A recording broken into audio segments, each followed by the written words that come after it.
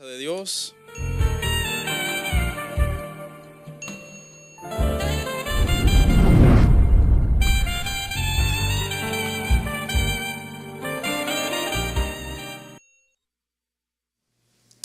Bienvenidos, hermanos. Estamos muy felices y muy contentos de estar en este lugar, que por misericordia el Señor nos ha concedido un día más, y pues verdad, es un privilegio enorme estar aquí.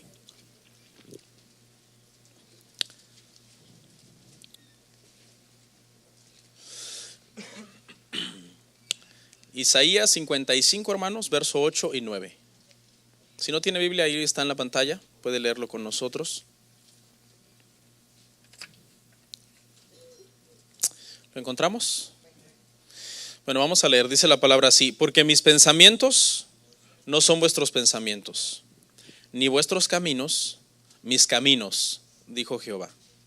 Como son más altos los cielos que la tierra, así son mis caminos más altos que vuestros pensamientos. Y ¿dónde me quedé? Y así son mis caminos más altos que vuestros caminos, y mis pensamientos más que vuestros pensamientos. Oremos. Señor, te damos gracias, Padre.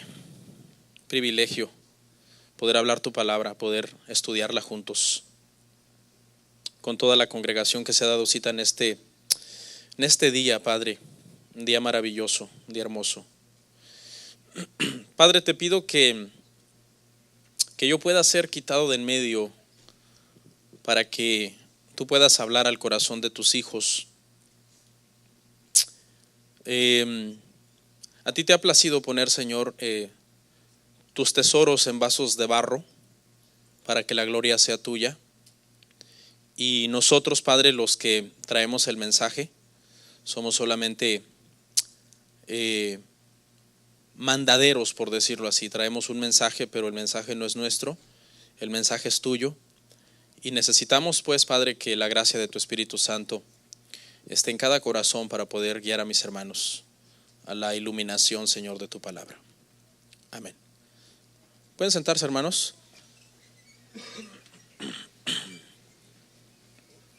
Estamos viendo una serie, hermanos, que hemos titulado Conociendo a Dios. No es una serie exhaustiva. Este es el cuarto tema de esta serie, y de hecho el día de hoy vamos a terminar. Yo les recomiendo para combinar esta serie con otra serie que yo di en 2016, que se llamó Los Atributos de Dios. Sería muy bueno que después de ver toda esta serie y los 4 temas de toda esta serie, usted pueda ver la otra serie que habla sobre los atributos de Dios. Me parece que son 6 temas, no estoy seguro, 6 o 7. Y de esa forma usted pueda tener una comprensión más amplia de lo que realmente es conocer a Dios y a qué nos referimos cuando decimos que queremos conocer más a Dios. Amén. Búsquela en YouTube, se llama Los Atributos de Dios. Si ponen en el buscador Los Atributos de Dios, Pastor Ríos, ahí le van a salir todos los temas, están enumerados, así que los puede ir viendo uno por uno. Y esos temas combinados con estos, pues nos van a dar mayor entendimiento, porque obviamente al terminar hoy, hermano, pues voy a dejar muchos atributos de Dios por fuera en esta serie, pero que ya hablé en esa serie pasada. Amén. Una de las cosas, hermanos, que hemos aprendido en estos domingos, 4 domingos con que estamos hablando de esta serie, es que Dios es perfecto, y eso hace que sea imposible que nosotros lo lleguemos a conocer a cabalidad. Él es perfecto. La Biblia dice en Job, me parece que es 11:7, no estoy seguro, que Dios es perfecto y que nosotros los seres humanos es imposible que lleguemos a conocerlo como Él es. Entonces la pregunta aquí sería, si la misma Biblia dice que Él es perfecto y que quién eres tú, oh hombre, para que trates de conocerlo, entonces ¿por qué estamos tratando de conocerlo? Y la respuesta está en la misma Biblia, y es porque la misma Biblia, Dios nos manda a buscarle. Número 1, nos manda a buscarle. Dice: buscadle mientras puede ser hallado, llamadle mientras está cercano. Buscad a Jehová, dice un salmo, y viviréis. Él nos manda a buscarle. Además, hay un premio para el que busca a Dios. Dice que Él es galardonador, dice en Hebreos, de los que le buscan. Amén. Y por si fuera poco, le podríamos sumar una tercera razón de por qué buscamos al Señor tratando de conocerle más. Porque en las bienaventuranzas Jesús dijo que bienaventurados los pobres en espíritu. ¿Y cuáles son los pobres en espíritu? El pobre en espíritu es el que tiene hambre de Dios. ¿Ok? Pobreza espiritual es una cosa, pero pobre en espíritu es otra. Suenan exactamente igual, pero esos términos significan completamente lo contrario.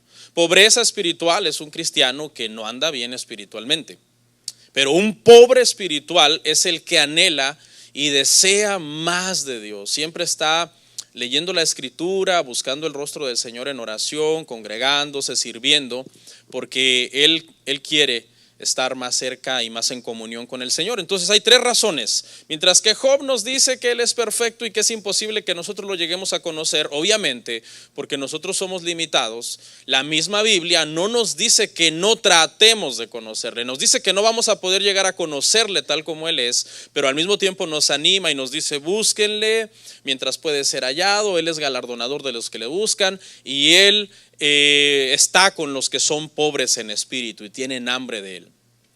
Entonces, mire, cuando nosotros buscamos al Señor así, sí, tratamos de inquirir más en el Señor en ese sentido, el Señor lo que hace, hermano, es que recompensa nuestra búsqueda. Amén. Él es bueno.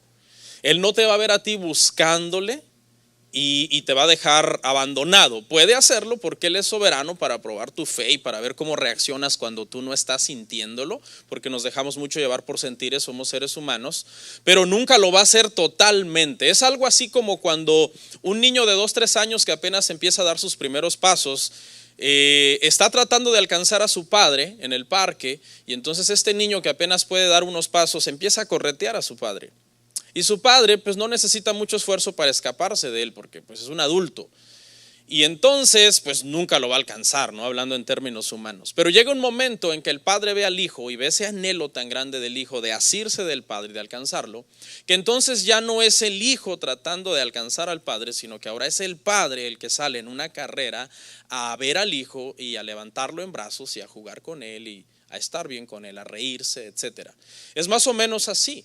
Cuando nosotros, hermano, buscamos al Señor, el pobre en espíritu, ese que es pobre en espíritu, que tiene hambre y sed de Dios, eso no significa que inmediatamente tú toda la vida vas a estar sintiendo la presencia de Dios. No dejemos llevarnos tanto por sentires. Pero sí significa que cuando nosotros somos fieles y leales en la búsqueda del Señor, que pasan años y tú sigues en la misma convicción de buscar a Dios, Dios te recompensa. Él en la Biblia se llama como el Dios invisible. Ese es uno de los títulos de Él. Dice que Él es el Dios invisible. Algunas veces, escuche, a Dios le place en tu búsqueda hacérsete, entre comillas, visible. No es que lo vas a ver literalmente, aunque si Él quisiera, Él puede hacerlo, pero ahí te mueres. Pero cuando digo que aunque Él es el Dios invisible, después de que tú le buscas y tienes anhelo en tu corazón por Él y Él se hace visible, puede ser un momento determinado en que Él pone en tu corazón una convicción de gozo. Oh, qué bello es Dios. Y le dices a los demás: Dios es real. Y los demás te dicen: ¿dónde está? Pero es que es una presencia manifiesta que está tocando en ese momento lo profundo de tu corazón. Y no tiene que ser necesariamente en la iglesia, quizás puede ser en tu cuarto, en tu más apartada intimidad con Dios, cuando tú estás orando, que puedes tener esas experiencias que aunque la omnipresencia de Dios está en todos lados, hay presencia manifiesta del Señor que se hace visible muchas veces a aquellos que le buscamos, porque Él es galardonador de los que le buscan. ¿Ok? Lamentablemente, hermanos, el día de hoy en los púlpitos de las iglesias se está predicando a un Dios que en la mayor parte de los casos no se parece al Dios de la Biblia. Eso es lamentable. Lamentable. Yo algunas veces escucho sermones en otras iglesias, porque usted sabe, uno tiene muchos amigos que comparten prédicas, etcétera. Y algunas veces oigo al predicador hablando y hablando y hablando, no cita la Biblia, no explica nada, no explica ningún versículo, y la gente de allá abajo: habla, papá. ¿Habla qué? Es que no ha dicho nada. Y otros: amén. ¿Amén a qué? Porque predicar consiste en explicar la Biblia. Por ejemplo, ahorita, aunque yo no lo he llevado, abra la Biblia en tal página, abra la Biblia en tal página, pero le he citado muchos versículos que usted sabe que están ahí y se los he explicado. Eso es predicar, explicar la Biblia. Entonces, el Dios que muchas veces hoy se tiene, hermanos, en muchos púlpitos, no es el Dios de la Biblia, es lamentable. ¿Por qué? Porque muchos predicadores, si presentamos al Dios de la Biblia, presentamos a un Dios glorioso, a un Dios santo, un Dios perfecto, que aborrece el pecado, que es puro. Pero ¿y qué tal si a la gente no le gusta ese Dios? Entonces muchas veces se presenta a un Dios más diluido y no se busca la gloria de Dios en el sermón. ¿Sabe qué se busca? La gloria de la iglesia. Muchos pastores buscan la gloria de su iglesia, hablan más de su iglesia, de sus logros y de todas sus riquezas que del Dios de la Biblia, y eso es lamentable. Dice ahí en Isaías, hermano, donde leímos que los pensamientos de Dios y los caminos de Dios son mucho más altos que los nuestros. O sea, nosotros nunca vamos a poder ponernos a competir con Dios para tratar de entender la mente de Dios o para poder tratar de entender los designios de Dios, las acciones de Dios, las decisiones que Él toma en determinados momentos. Por eso nosotros, hermano, aunque no está prohibido que usemos nuestro intelecto para estudiar a Dios, porque tampoco podemos decir yo todo lo haré por fe y completamente no haré uso de mi razonamiento. No, la razón y la fe no están peleados. Dios quiere que nosotros razonemos y meditemos en su palabra y nos hagamos preguntas y tratemos de conocerlo más. Pero a Dios, en realidad, hermanos, nunca se le llega a conocer tan profundamente por medio del intelecto. A Dios se le llega a conocer muy profundamente por medio del Espíritu. Porque las cosas de Dios, la palabra de Dios y los designios de Dios son cosas espirituales que no se pueden discernir, hermanos, si no es espiritualmente. Entonces sí es necesario que pensemos y que meditemos y que analicemos muchas cosas, pero necesitamos que el Espíritu Santo, hermanos, nos ilumine cada vez que nosotros abrimos la Escritura. Necesitamos orar y decir, Señor, ayúdame. Aunque usted sea muy inteligente. O sea, no, yo soy bien inteligente, tengo un IQ súper elevado. No importa. Eso no sirve a la hora de tratar de comprender y de conocer más al Señor. Usted necesita la iluminación del Espíritu Santo. En otras palabras, para conocer a Dios, usted no tiene que ser brillante para conocer más a Dios. Para conocer más a Dios, usted lo que tiene que dejar es que el Espíritu Santo brille en usted, que ilumine en usted la Escritura. Amén. ¿Les dije el tema? No, ¿verdad? El tema se llama Dios es aparte. Y que le quiero explicar a qué me refiero cuando digo que Dios es aparte. Vamos a ir a Isaías 46, 9, 10. Con este tema vamos a cerrar. Y es bien importante que entendamos que Dios es aparte. Isaías 46, 9 al 10, hermanos. Dice, acordaos de las cosas pasadas desde los tiempos antiguos, porque yo soy Dios y no hay otro Dios. Y nada hay semejante a mí, que anuncio lo por venir desde el principio. Y desde la antigüedad, lo que aún no era hecho. ¿Qué digo? Mi consejo permanecerá y haré todo lo que quiero. Este es el Dios de la Biblia, un Dios eterno que conoce todo desde el principio, antes que todo fuera hecho, que planeó todo, que nadie puede manipularlo, ni usarlo, ni decirle qué hacer, porque Él hace lo que Él quiere, su consejo permanece. Esa es la soberanía de Dios, que es uno de los temas de la serie pasada, véalo, es bien importante. ¿Qué queremos decir, hermanos, con que Dios es aparte? Básicamente, hermanos, este sermón quiero exaltar unos de los atributos de Dios que lo hacen completamente incomprensible por nuestra mente humana. O sea, esos atributos de los que voy a hablar hoy hacen que no entendamos a Dios. Es bien difícil. Y con la Biblia vamos a ver que ni aún hombres llenos de Dios y del Espíritu Santo y sabios pudieron hacerlo tampoco. Cuando hablo de estas perfecciones, estoy hablando de que podemos ver por medio de esto que Dios es muy diferente de nosotros. Algunas veces nosotros queremos pensar en el lugar de Dios. Algunas veces, porque como somos humanos, algo sucede y nosotros pensamos, ¿qué hubiera yo hecho en este lugar, en esta situación, en el lugar de Dios? Por ejemplo, Pasa un huracán por alguna costa, hermanos, y hace daños, hace, hermano, anomalías, destruye, trae muerte, trae desgracia, trae tragedia. Y muchas veces cuando tú ves esas noticias y ves tanta miseria y tanto dolor, uno como humano es tentado en un pensamiento humano a decir: si yo fuera Dios, yo hubiera desviado ese huracán, lo hubiera llevado allá a las profundidades del mar y lo hubiera deshecho. Porque a veces nosotros como humanos tendemos a pensar que Dios debería actuar en algunos casos como nosotros creemos que es lo más correcto. Y este pensamiento humano, Dios lo perdona solamente porque Dios es paciente, como hablamos en uno de los temas pasados. Porque si Dios no fuera paciente, este pensamiento es pecaminoso. Este pensamiento dice muchas cosas. Dice, número uno, que tú eres más sabio que Dios, que eres más bueno que Dios. En pocas palabras, que Dios está haciendo mal su trabajo y que si tú fueras Dios, tú lo harías mejor. Gracias a Dios que Dios es paciente. Estamos lejos de entender a cabalidad la soberanía de Dios, sus decretos, sus designios y cómo Él hace lo que Él quiere. Aunque muchas veces delante de nuestros estándares humanos a nosotros nos parezca injusto. Ejemplo número 2. El otro día estaba yo viendo un video, hermano, y era un video que trataba acerca de un hombre que estaba llorando, desgarrado, a grito, a todo pulmón. Y estaba llorando y estaba así de tocado porque era un video en una corte y él estaba reclamándole al violador que había matado a su hija de 4 años. O sea, el caso era que estaban en la corte y el violador había violado a la hija de este hombre que estaba así de dolido, de 4 años, la violó hasta matarla. A ese grado de maldad llegó este hombre. Entonces cuando yo vi al papá de esta niña gritando, deshecho, destruido, yo me quebré, mi corazón se quebró y no solamente me dio mucho dolor, sino que también me dio mucha ira, pero ira, hermano.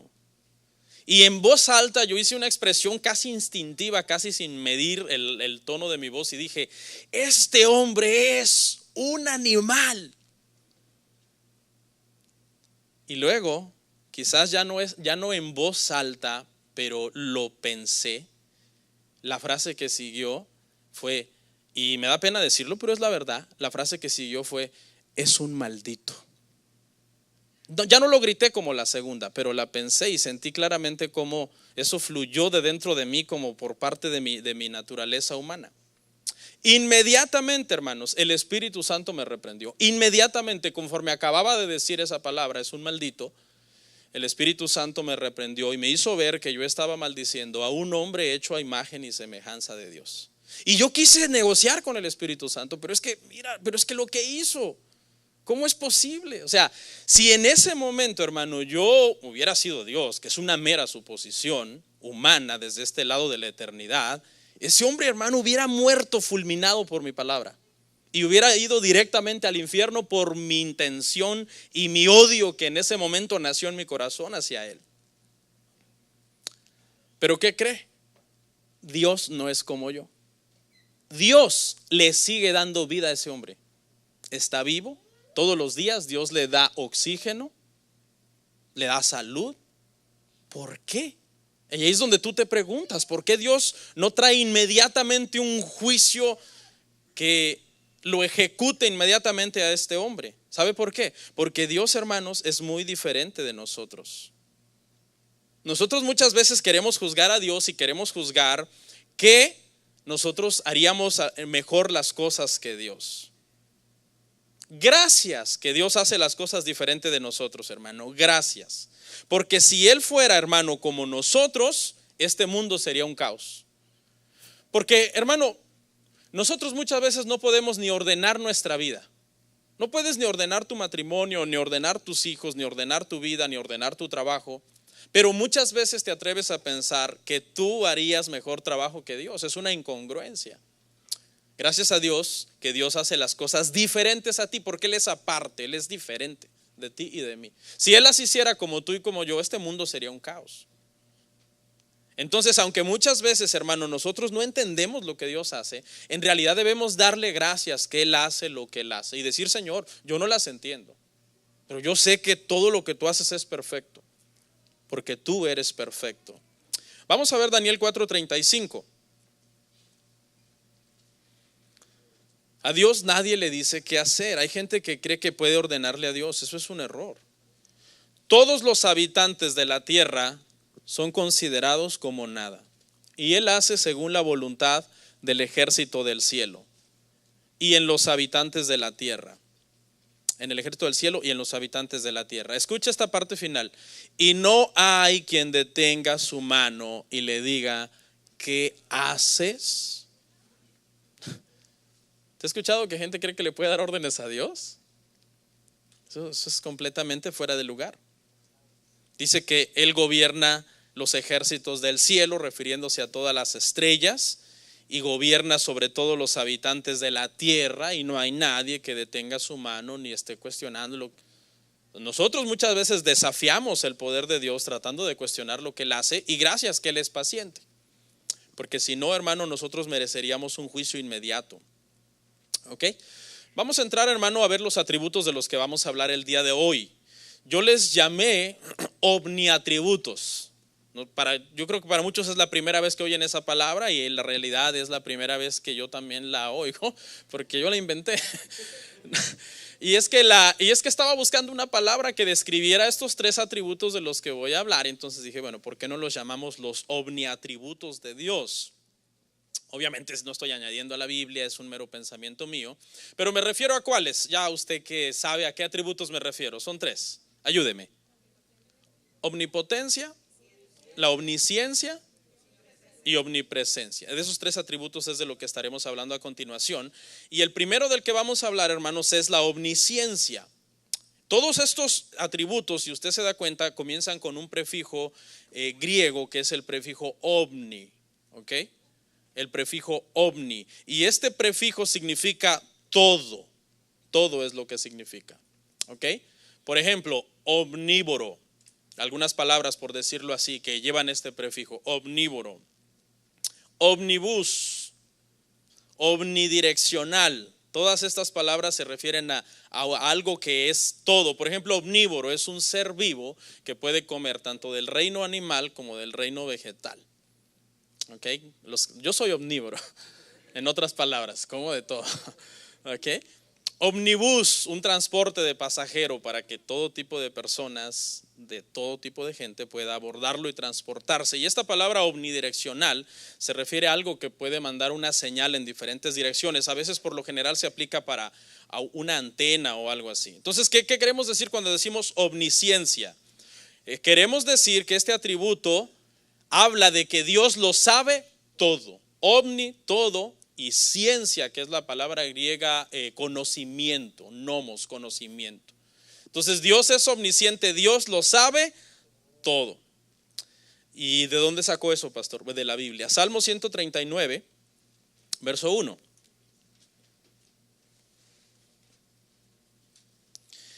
Salmo 139, hermanos, verso 1.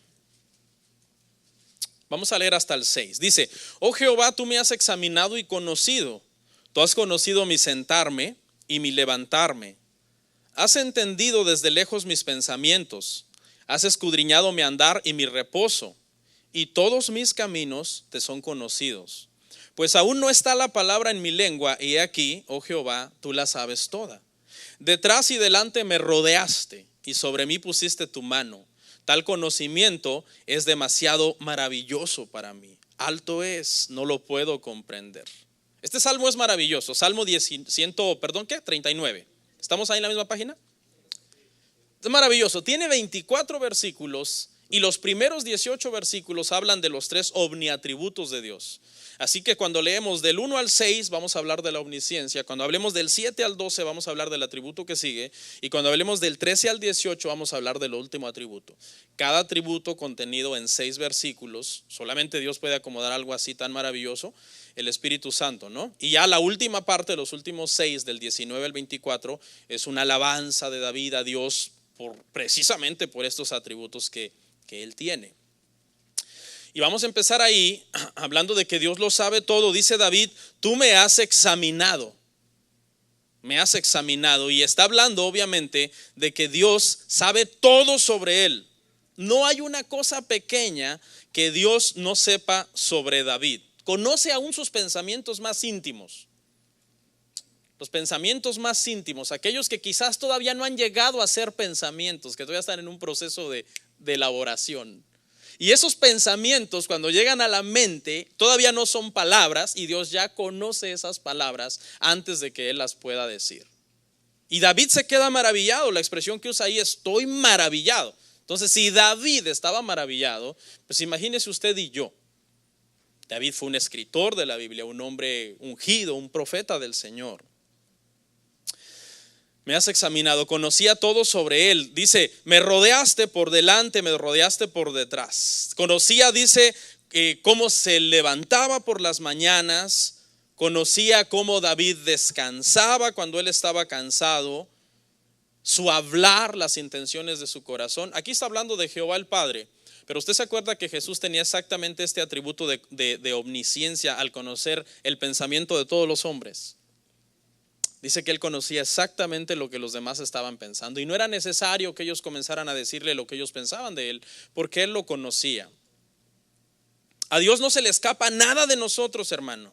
Él está presente en cada momento de nuestra vida. Conoce tu pasado, conoce tu presente y conoce tu futuro. No se distrae. Él no se distrae contigo. ¿Sí o no? A veces uno se distrae con los hijos, hermano. Vas a nadar con los niños y al rato el niño anda ya ahogándose porque te distrajiste. Dios nunca se distrae, nunca. No tiene un momento de distracción. No se aburre tampoco. A veces tú estás hablando con alguien que te dice, ay Señor. Porque hay gente que habla y habla y habla. A veces no dice nada, entonces tú te aburres. Y a veces él está habla y tú por dentro al rato pensando, voy a ir a mi casa, voy a ir a dormir. Porque ya te aburrió. A Dios tú nunca le aburres, por muy aburrido que seas. Que otra persona te diga, no, usted es bien aburrido, hermano. A Dios tú nunca le aburres. Él está siempre atento. No se duerme en tu conversación, como algunos se duermen en el sermón. Y no se cansa de ti. Dios no se cansa de ti. O sea, Dios no llega un momento en que Él dice, ya estoy cansado de esta persona, ni lo hubiera yo convertido, ahora tengo que aguantarlo. No. Él nunca se cansa de ti. Fíjese cómo es su omnisciencia, su atención, su examen profundo de tu corazón, no solamente interno, sino de cada acción, de cómo te paras, tu estado de humor cuando te paras. Dios conoce tu carácter perfectamente cuando tú te enojas. Y no debería sorprendernos eso, porque yo he aprendido, hermano, en el paso de los años, que hasta a veces el cónyuge comienza, hermano, a conocerte bastante bien. Y no es que estoy comparando al cónyuge con Dios, obviamente la sabiduría de Dios es mucho más extensa, pero no sé si le ha pasado a usted que a veces su pareja ya sabe exactamente su estado de humor solamente por un gesto, por un guiño, por una ademán que usted hizo. ¿O no le ha pasado que de repente ambos tienen una idea y comienzan, oye, te iba a decir, y los dos tienen la misma idea, el mismo pensamiento? O de repente ambos comienzan a cantar la misma alabanza juntos, siempre y cuando sea alabanza, ¿no? Dice David, tal conocimiento me es demasiado maravilloso. Estaba impresionado David, no lo puedo comprender. No entendía ¿de qué estamos hablando? La omnisciencia de Dios. No la entendía.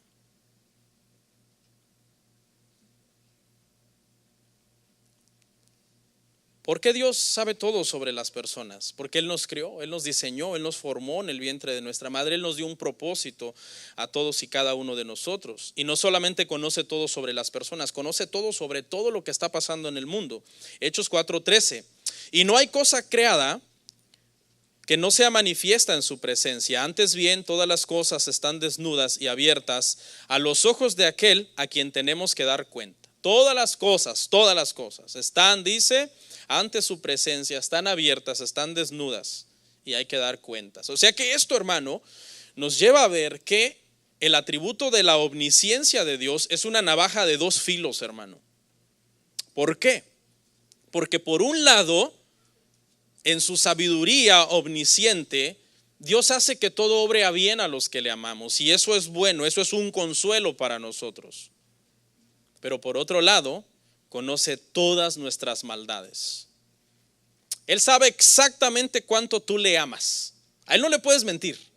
Podrás engañar a otra persona diciéndole te amo mientras todo está bien. Cuando tú le preguntas a alguien, ¿me amas? Esa persona te puede decir que sí. ¿Cómo tú sabes que te está diciendo la verdad? Y si sí fuera verdad, ¿cuánto te ama? A Cristo tú no le puedes engañar. Él sabe exactamente cuánto le amas. Juan 21:17, porque Él es omnisciente. Y esto debería de ponernos a temblar. Juan 21:17 dice, le dijo la tercera vez, Simón, hijo de Jonás, ¿qué pregunta? ¿Me amas? Pedro se entristeció de que le dijese la tercera vez, ¿me amas? Y le respondió, Señor, tú lo sabes todo. Tú sabes que te amo. Jesús le dijo, apacienta mis ovejas. ¿Había forma de que Pedro mintiera? No, porque el Señor es omnisciente y el Señor lo sabe todo. El Señor sabe exactamente cuánto tú lo amas a Él y cuánto amas al mundo. Cuánto lo amas a Él y cuánto te amas a ti mismo. Mucha gente se ama demasiado a sí misma, por eso nunca dan frutos en el cristianismo, porque están pensando más en sí mismos que en Cristo. Pero a Él no lo puedes engañar.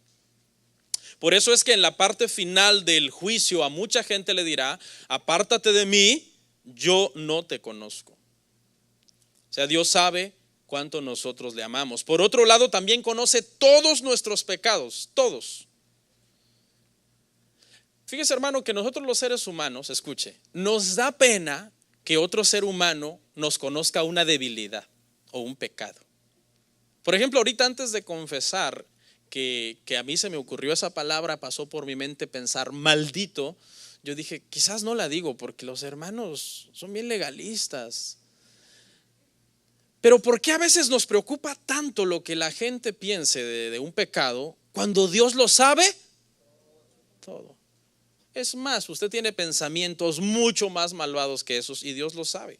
Salmo 51:3 dice, porque yo reconozco mis rebeliones y mi pecado está siempre delante de mí. Yo reconozco mis rebeliones, mi pecado está siempre delante de mí. ¿Usted se acuerda que David pecó en secreto con Betsabé? Pecó en secreto, la mandó traer en secreto, tuvo relaciones con ella en secreto. Pues ¿qué cree? Dios estuvo presente todo el tiempo. Desde el momento en que David se levantó aquella tarde, hermano, y se tronó la espalda y la nuca y se asomó por la ventana y vio a Betsabé que se estaba bañando, esta señora también imprudente, o sea, hermanas, por favor, oigan aquella bañándose desnuda, puedo abrir la ventana abierta, sabiendo que la ventana daba al castillo del rey y que David tenía debilidad con las mujeres, hermano. Entonces, desde ahí, cuando David la vio y la codició, dice que mandó a preguntar, ¿quién es esa muchacha? Pásenme los binoculares. Ya, Dios estaba y ya vio que nació en su corazón esa lascivia, esa lujuria, ese deseo, esa concupiscencia, y Dios lo sabía todo, todo, porque Dios lo sabe todo. Pasemos al segundo, hermanos, la omnipresencia. Escuche, la omnipresencia de Dios. Y omnipresencia significa que Dios está en todas partes al mismo tiempo y con el mismo nivel de presencia. Vamos al verso 7, hermanos, ahí mismo en ese Salmo 139. Vamos a leer al 12, dice, ¿a dónde me iré de tu espíritu y a dónde huiré de tu presencia? Si subiera a los cielos, allí estás tú. Y si en el Seol hiciere mi estrado, he aquí, allí tú estás. Si tomare las alas del alba y habitare en el extremo del mar, aún allí me guiará tu mano y me asirá tu diestra. Si dijere, ciertamente las tinieblas me encubrirán, aún la noche resplandecerá alrededor de mí. Aún las tinieblas no encubren de ti, y la noche resplandece como el día. Lo mismo te son las tinieblas que la luz. Y mientras que la otra porción, hablamos de la omnisciencia, que todo lo sabe, aquí David exalta la omnipresencia de Dios, que Dios está en todos lados, y comienza por decir, ¿a dónde yo me iré de tu espíritu? Habían momentos en la vida de David que David quería, hermano, esconderse, quería huir, precisamente por su pecado, porque esa es la primera reacción, hermano, que produce el pecado. El pecado produce vergüenza, produce que la conciencia te acuse, produce que tú comiences a excusarte de por qué lo hiciste y a tener miedo de la crítica, y tu carne comienza a temblar. ¿Y qué hizo Adán? Se escondió en unos arbustos. Mire el escondite de Adán. Se escondió. Y David, había momentos también que él quería salir corriendo, porque somos humanos. Por eso hay salmos donde David dice: bendice alma mía a Jehová, porque su alma había una rebeldía, hermanos. ¿A dónde me iré? Y aquí está la clave, hermano, pues que cómo entendemos la omnipresencia y la omnisciencia de Dios y la omnipotencia es porque Él es espíritu. Y por eso dice: ¿a dónde me iré de tu espíritu? Dios es espíritu.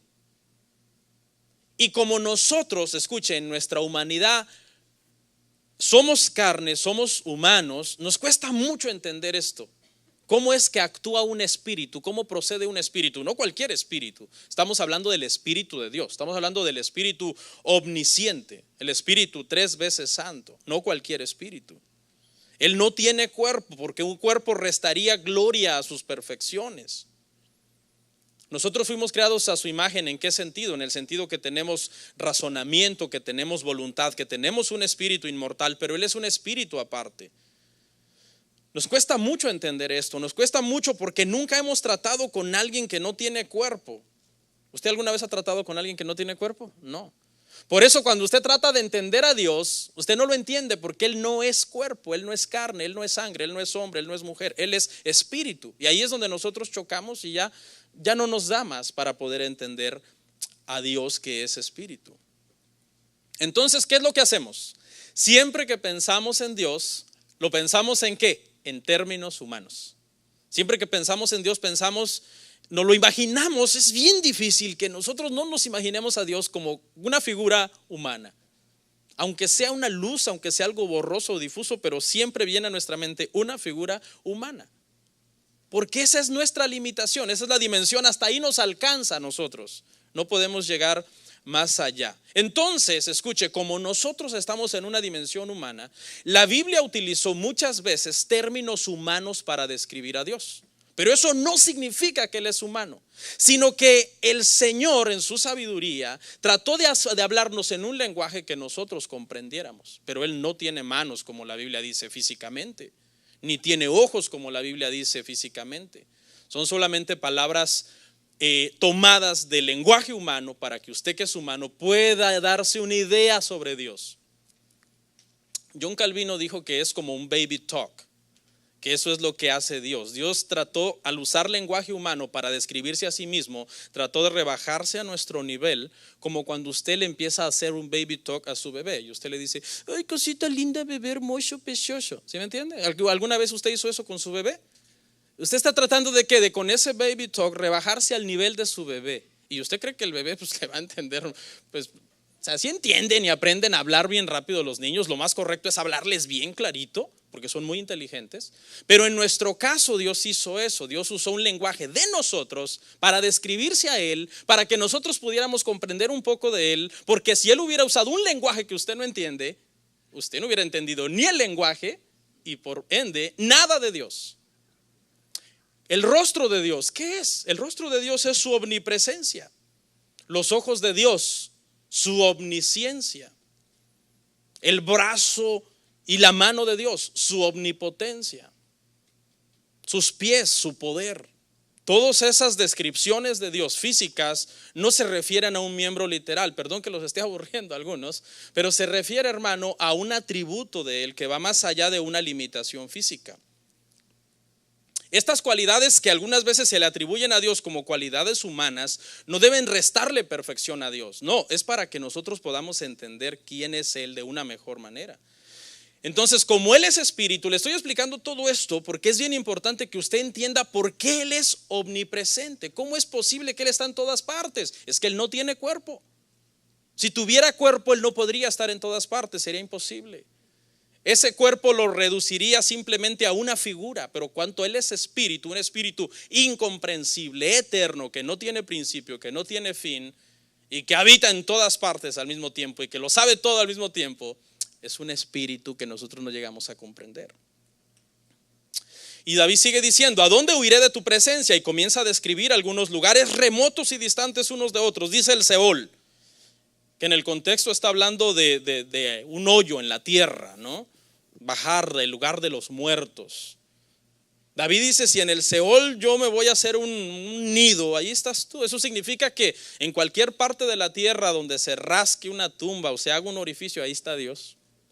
En el mar, en todos los mares está Dios. En el Mediterráneo, en el Océano Atlántico, en el Océano Pacífico, en el Golfo de México. En todos los mares está Dios, a todo lo largo, a todo lo ancho, a todo lo profundo. Los estudiosos dicen, hermano, que los hombres solamente han explorado el 5% del mar. Dios lo conoce el 100%, desde antes que lo creara. Pastor, no entiendo. Pues ya somos dos. Porque Él es un espíritu incomprensible por ti, que estás en ese cuerpo humano ilimitado, igual que yo.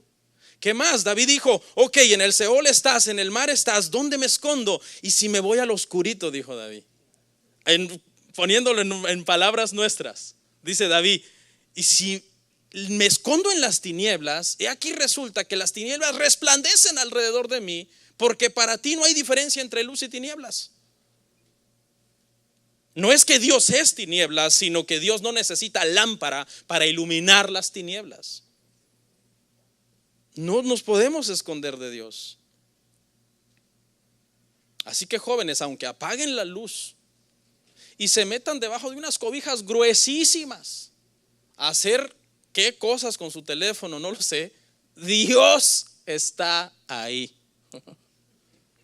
No, pastor, no me diga eso. Sí, así dice la Biblia. Abdías 1:4 nos menciona otro lugar donde también está Dios, porque David menciona algunos, pero hay más, y obviamente Dios está en todo el universo.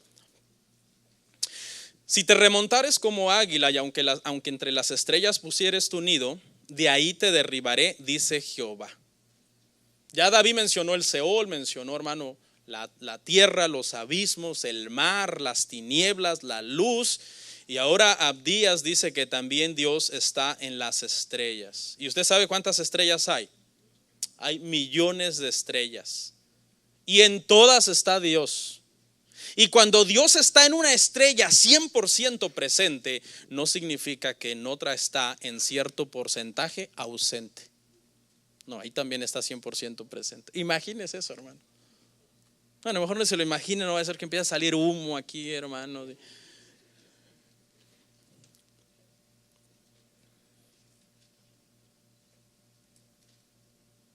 No es como algunas corrientes filosóficas trataron de explicar esto de la omnipresencia de Dios, y no quiero meterme ahí porque no viene al caso, pero alguien llegó a pensar que Dios es tan grande físicamente, pero espiritualmente, o sea, como algo difícil de entender. O sea, es un espíritu tan grande que llena toda la creación y el universo. Entonces no hay donde tú vayas porque ahí está un pedacito de Dios, un dedo, una mano. No es eso. Eso es una explicación, me parece, del panteísmo. Eso no es que todo es Dios, que la naturaleza es Dios.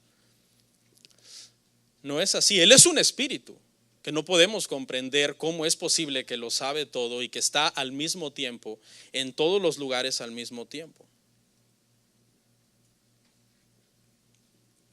Dios está, hermanos, presente siempre. Igual que la omnisciencia, este consuelo debe de resultar, este atributo debe resultar un consuelo para el creyente y un azote para el incrédulo. Consuelo para el creyente porque Dios está con nosotros siempre, en todos lados donde nosotros estemos. Y para el incrédulo un azote porque no puede hacer nada en un lugar, ir a un lugar donde Dios no esté. Que ya voy a ir allá porque ahí Dios no está. Dios solo está en la iglesia, pero en el nightclub no está. Ahí yo voy a hacer lo que quiera y el pastor no me ve. Sí, pero es que Dios está en todos lados. Pastor, ¿Dios está en un nightclub? Dios es un espíritu omnipresente que está en todos lados. O contradígame con la Biblia. No, pastor, aquí hay un versículo que dice que su omnipresencia está limitada a ciertos lugares donde no es decoroso que Dios esté. Dios es omnipresente. Es más, le voy a hacer una pregunta, se la dejo de tarea. Si Dios es omnipresente y está en todos lados, ¿está en el infierno o no está en el infierno? Hay gente que cree que el castigo más grande en el infierno es la ausencia de Dios. El castigo más grande en el infierno es la ira de Dios. Pero tranquilos. Así que jóvenes, cuando se va el maestro, ¿qué hacen? Se portan mal, ¿verdad? Maestro, voy al baño, se portan mal, pero Dios está presente. Cónyuges, cuando su esposa está distraída, su esposo está distraído, no me está viendo, pero Dios está presente. Y hermanos, el pastor se fue de vacaciones, ahora sí hagamos una fiesta mundana. Y Dios está presente. Dios está siempre presente. Si tú eres un joven cristiano, no tienes que depender que esté el maestro para portarte bien.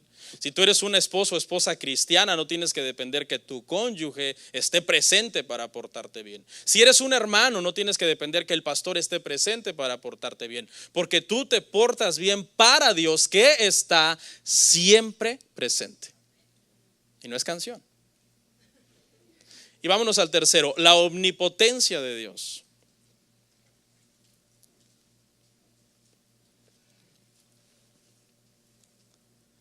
El último de los atributos, omni, significa que Dios todo lo puede, todo lo sabe, está en todas partes y todo lo puede. Y vamos a retomar ahí el Salmo 139 del verso 13 al 18. Porque tú formaste mis entrañas, tú me hiciste en el vientre de mi madre. Te alabaré porque formidables, maravillosas son tus obras. Estoy maravillado y mi alma lo sabe muy bien. No fue encubierto de ti mi cuerpo, bien que en oculto fui formado, y entretejido en lo más profundo de la tierra. Mi embrión vieron tus ojos, y en tu libro estaban escritas todas aquellas cosas que fueron luego formadas sin faltar una de ellas.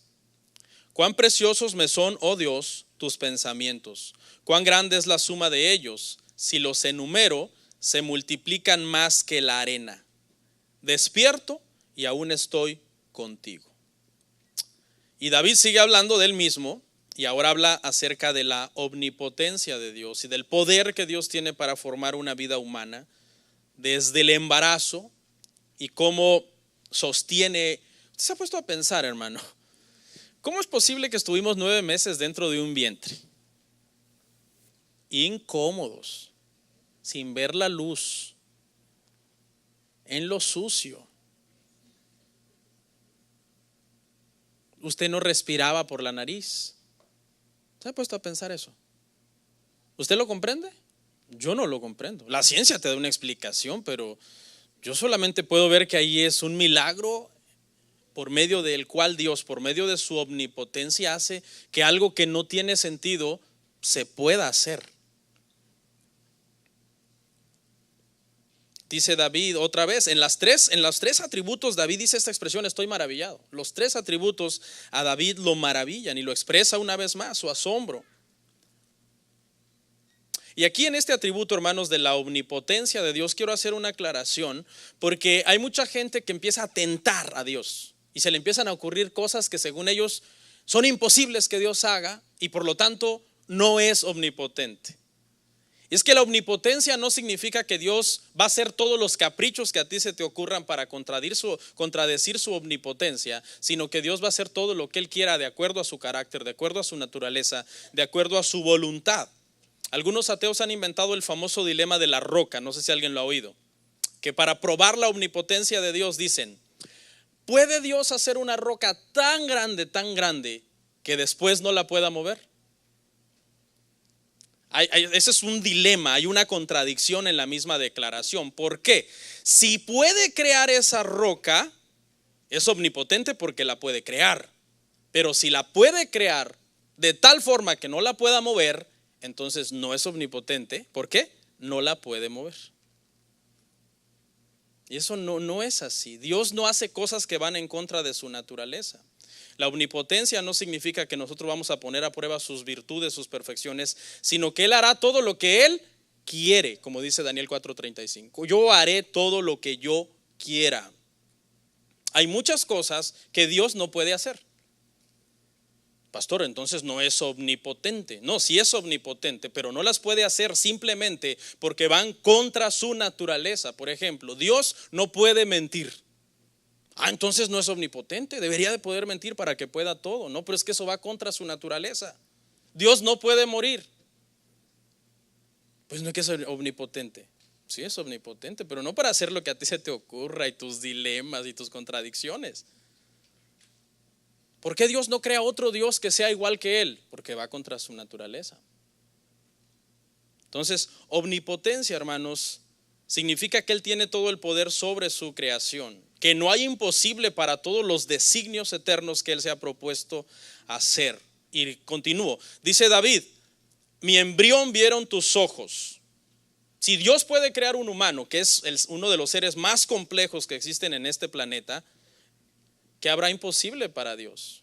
Ahí es donde su mente lo engaña. Entonces, permítame, pastor, usted dice que hay cosas que Él no hace porque van contra su naturaleza, pero al mismo tiempo usted me dice que ¿qué hay imposible para Dios? Pero es que ese imposible usted lo tiene que entender en el contexto, que no hay nada imposible de lo que Él se propone hacer. La vida humana es algo maravilloso y Dios es todopoderoso, solamente Él la puede sostener desde un embrión y darle vida. Lamentablemente, hermanos, ahorita tenemos los cristianos que levantarnos en contra del aborto, ¿verdad? Porque es algo tan terrible que muchas personas están haciendo eso, y aquí en Estados Unidos pues el aborto se ha legalizado y es triste, ¿verdad? David habla de que la omnipotencia de Dios está en parte en la creación de la vida humana. Pero la sociedad va mucho contra este atributo. Por ejemplo, John Piper dice que la humanidad se ha corrompido a tal grado que hacer un aborto cuesta $400, pero adoptar un niño cuesta $40,000. Se lo voy a desenredar la madeja. O sea, que quitar la vida a un bebé es barato para el que no lo quiera tener, pero proteger la vida de un bebé es muy caro para el que lo quiera adoptar. ¿Sí ve la contradicción? ¿Por qué no voltean las cosas? ¿Por qué no una adopción cuesta $400 y un aborto $40,000? Con esto no estoy aprobando el aborto, pero sería aún más lógico, ¿no? Por lo menos dirían, bueno, le va a costar a esa persona, por lo menos económicamente. Aquí en Estados Unidos es más penado romper un huevo de un águila en peligro de extinción que romper un huevo de un embrión, de un bebé. O sea, nos hemos deshumanizado, pero esta creación habla, hermanos, de la omnipotencia de Dios, como para Él no hay nada imposible. Y David continúa diciendo, son preciosos tus pensamientos. Son preciosos tus pensamientos. Por tercera vez, en cada uno de los atributos, David queda maravillado. David no los comprende porque no podemos llegar a comprender. Y con esto voy a cerrar, hermanos. Les quiero hablar de 3 cosas en las cuales a Dios le plació mostrar su poder en todo su esplendor. Yo creo que hay muchas cosas, pero hay 3 que son las más importantes. Y número 1 es en la creación. Dios creó toda la materia de la nada, es dueño de toda la materia. El hombre no puede crear materia, solamente puede usarla, reorganizarla, acomodarla, pero no crearla. Salmo 135, 5 al 6 dice, Salmo 135, 5 al 6, porque yo sé que Jehová es grande y el Señor nuestro mayor que todos los dioses. Todo lo que Jehová quiere. Y entonces aquellos que dicen que van a ordenarle al huracán que se vaya para otro lado. En los cielos y en la tierra, en los mares y en todos los abismos. La primera vez que Dios habla a la humanidad, Él se presenta en la primera frase que aparece en la Biblia como un Dios poderoso. Porque una de las primeras palabras que aparece en la primera frase, en el principio creó Dios los cielos y la tierra, esa palabra creo implica poder. Fue uno de los primeros atributos que Dios reveló, su omnipotencia, su poder para crear. ¿Ok? ¿Qué más? Para gobernar al mundo. Salmo 136, 6. Aquí ya es breve lo que vamos a ver, hermanos. Vamos cerrando. Dice, Dios tiene poder para crear, pero también tiene poder para gobernar su creación. Y ahí es donde hablamos de que su omnipotencia tiene que ver con su creación, no con los dilemas que a mí se me puedan ocurrir. Salmo 36, 6. Escuche, dice, tu justicia es como los montes de Dios, tus juicios abismo grande, oh Jehová, al hombre y al animal conservas. O sea, no solo crea, conserva. Dice la Biblia que por medio de Cristo se sostiene todo. Dios creó todo por medio de Cristo y en Cristo las cosas existen y subsisten. Él las sostiene todas. tiene todos los atributos del Padre sin ser el Padre, obviamente, porque Jesús es el Hijo, el Padre es el Padre, el Espíritu Santo es el Espíritu Santo, pero los tres son un solo Dios. Pastor, explíqueme eso, yo no entiendo. Pues si tú no entiendes ni cómo nace un bebé en el vientre.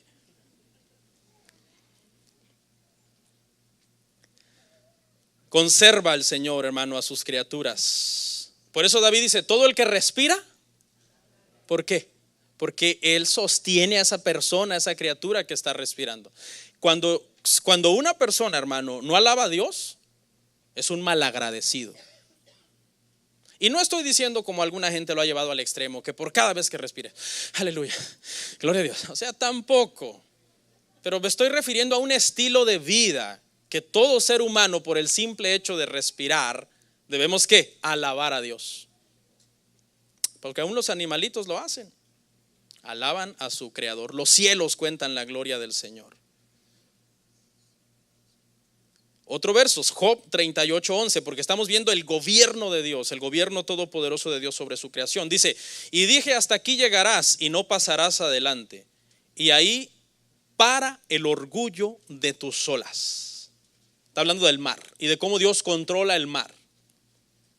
Dios controla, dice la Biblia, hermano, que Dios controla desde el ave más pequeña que vuela en los cielos, no se cae si no es bajo el permiso del Señor, hasta el monstruo más grande que habita este planeta. Ese monstruo se llama mar. A los dos Dios los controla. La avecita no es demasiado pequeña e insignificante como para que a Dios no le interese, y el mar no es tan grande como para que Dios no tenga poder sobre él. ¿Se acuerda cuando Cristo estaba durmiendo en la barca y la tormenta azotaba la barca y los discípulos tenían miedo? Vamos a verlo, Marcos 4:39. Escuche lo que hizo Cristo. Marcos 4:39. Levantándose, reprendió al viento y dijo al mar, calla, enmudece. Y cesó el viento y se hizo grande bonanza. El mismo poder del Padre. El Padre le dijo en la creación al mar, yo te puse límites. Te establecí límites. Tú no puedes traspasar tus límites. Dice, hasta ahí llegó tu orgullo. ¿Sí? Dios desafía al mar. El mar es un monstruo increíble, hermano.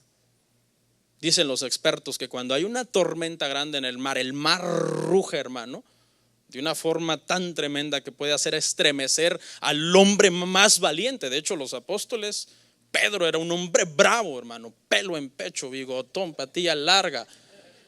Y Pedro dijo, Señor, ¿que no ves que perecemos? Porque el mar rugía con toda su fuerza. El mismo poder que el Padre tuvo en el Antiguo Testamento para decirle al mar, hasta ahí llegó tu orgullo, es el mismo poder que tiene el Hijo cuando se levanta y le dice al mar, shh, cállate. Y el mar obedece. Pero escuche el poder más grande de Dios, el más hermoso, para redimir al pecador. Y con esto terminamos. Primera de Corintios 1:24.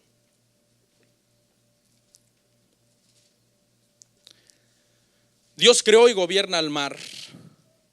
Y en ese gobierno, Él permitió la caída de la creación. Él la permitió. No es que a Él se le descontroló todo, no, Él la permitió. Y entonces Dios manifestó su último poder, su poder más extremo, Cristo. Primera de Corintios 1:24, más para los llamados, así judíos como griegos, Cristo, poder de Dios y sabiduría de Dios. El poder más grande fue en la cruz del Calvario. La tierra se estremeció, se llenó de oscuridad, los muertos se levantaron de las tumbas. Eso fue, hermano, una manifestación de poder y gloria, hermano, tremendo. Dios pudo haber hecho un mundo de cero en lugar de restaurar el que ya estaba roto. Pero a Dios le plació, por medio de la muerte de Jesús en la cruz, restaurar ese mundo caído. Y para eso se necesitó más poder que para la creación, porque implicaba la muerte de su Hijo en la cruz del Calvario, hermanos. El Evangelio de Cristo es el mensaje más poderoso y el mensaje más hermoso que hay en esta tierra. Puede transformar el corazón más duro y cambiar a la persona, hermano, más obstinada y inclinada hacia la maldad y hacia el pecado. ¿No me cree? Míreme a mí. Yo era un pecador, soy un pecador, pero antes era terrible. Y entre ustedes hay algunos, hermano, que eran terribles. ¿Qué les pasó? ¿Qué hacen aquí, hermanos? El evangelio. El evangelio es poder de Dios. Como dije el viernes, el evangelio no respeta pecados. El evangelio es fuerte, hermano. Por eso, mire, cuando usted oiga la predicación del evangelio, no sea tonto, hermano. Hay gente que dice, ay, otra vez del evangelio. Pues yo ya soy cristiano, ¿para qué me están hablando del evangelio? Otra vez van a hablar de salvación, pues si yo ya soy salvo. Otras van a hablar de la gracia, pues si yo ya experimenté la gracia. Es que eso es lo más poderoso que hay en la Biblia. No, pastor, a mí predíqueme un tema que diga las 3 claves del éxito, las 7 llaves para mi empresa. Puras vanidades. Pero no, el evangelio, hermanos, es el mensaje más poderoso. Es por estas cosas, hermano, que Dios es aparte. La única palabra, el único atributo en la Biblia que a Dios se le llama 3 veces es santo, lo que se conoce como el trisagio. Dios es santo, santo, santo. ¿Sabe qué significa santo? Aparte. Él es aparte. Él no es como nosotros. Y eso debería de hacer que nosotros, hermanos, seamos todavía adoradores más extremos y más dedicados de Él. Porque le ha placido entrar en contacto con nosotros, que somos tan finitos y limitados y pequeños comparados con Él. Vamos a orar en esta tarde.